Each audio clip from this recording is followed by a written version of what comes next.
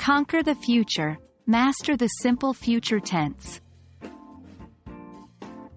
Hello, language enthusiasts. Welcome back to another exciting video.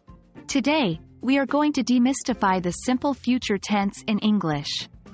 By the end of this video, you will have understood and practiced using this tense correctly in your everyday English conversations and writings. The simple future tense is used when we plan or make a decision to do something. It's not happening now, it hasn't happened yet, but it will happen in the future. We generally use will or shall before the base form of the verb. For instance, I will travel to France next year, or she will start her new job tomorrow. The structure is pretty straightforward. We use the subject followed by will, and then the base form of the verb. For example, I will walk, we will eat, they will play. Remember, the verb doesn't change according to the subject like it does in the present tense. It remains the same for all subjects.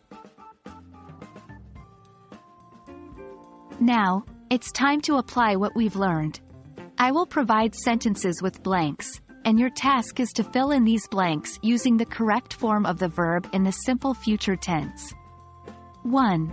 They, blank, visit the museum tomorrow. 2. I, blank, write the report later tonight. 3. We, blank, bake cookies for the bake sale. 4. She, blank, read the novel over the weekend. 5. You, blank, score well in your exams. Pause the video here and take your time to fill in the blanks. Once you're ready, resume the video and we'll discuss the answers. Great, I hope you have your answers ready. Let's review them now.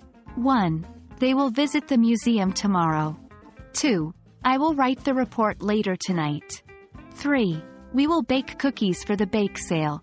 4. She will read the novel over the weekend. 5. You will score well in your exams.